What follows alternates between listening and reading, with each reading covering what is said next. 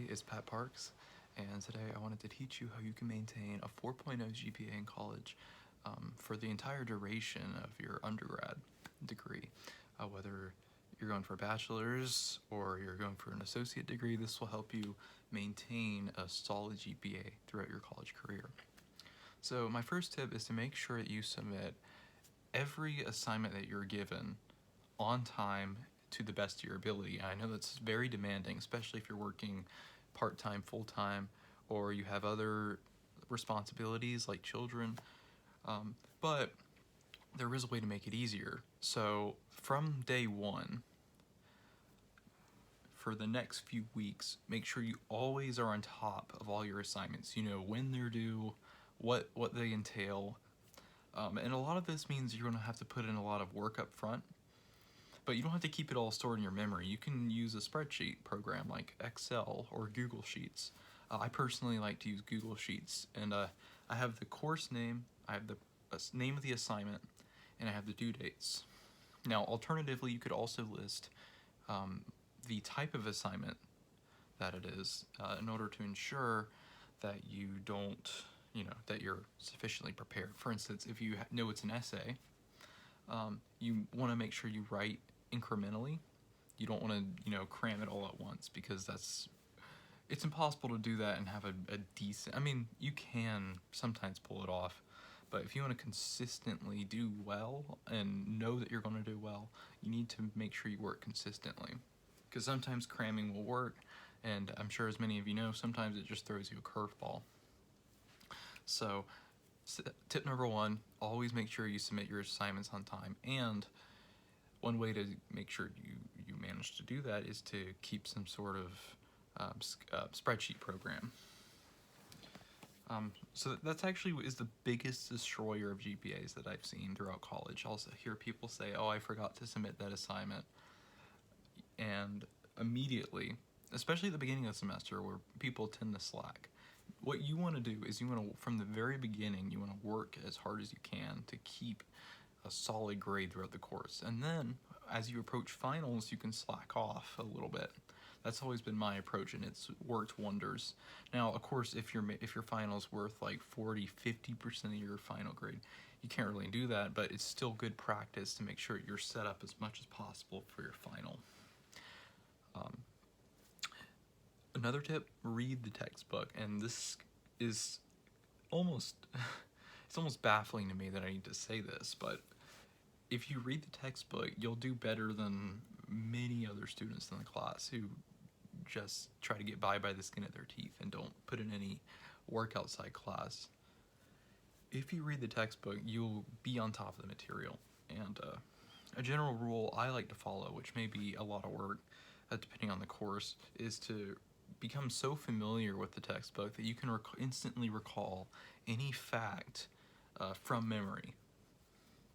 So just read it, do the review questions, make sure you're sharp on the definitions, and then when the test comes, you can, especially if it's multiple choice, you can just fly through the test and score significantly well. Obviously, this is an engineering or math-based class. It's going to be more difficult to do this, but this goes for most memory courses like biology, psychology, and a lot of the social sciences, a lot of the humanities, a lot of the general ed programs that usually rely on memory.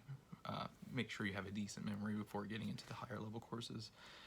Now, math-based courses and writing-based courses are a whole other beast. So with math-based courses, they're testing problem-solving ability, and you don't need to be naturally sharp necessarily to consistently do well on these. You just need to be really well practiced, and even if you're smart, it's better to be well practiced than to go in, without any sort of preparation. So what you need to do is you need to, let's say you have to cover, that your next test covers an entire math chapter. You want to break it up into the types of problems that you expect to see on that test. And usually the professor gives you a hand. Whatever he puts up on the board, make a mental note, because that's likely to be on that test. He's not going to, usually, unless they're one of those weed out courses or one of those evil professors, they're usually not going to give you a problem that's significantly different than what was covered in class.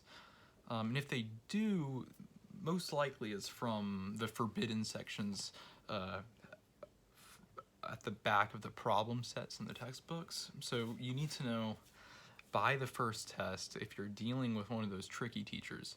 And one way to do that is to check Rate My Professor and the grade distributions. So if you see that the class tends to get, like, if you see that a significant portion of the class fails to get A's, and usually at my university, usually the grade distribution, if it's less than 20%, it's going to be a difficult class. If it's over 20%, it's probably an average class, and if it's above, I don't know, about 35% or so, it's an easy class probably. So if you check the grade distributions, you'll know what to expect, and you'll know how much prep you need to do. And that kind of leads me to my next point. Always adjust the amount of work you're doing per course. So the ideal student, right, would work just the same amount of time every single day. Like they work 5 hours a day every single day to master material. And I think that's what most teachers envision as their ideal student. But your job isn't to be the ideal student here. I know that's maybe not very ethical, but your job is to get through the class with an A.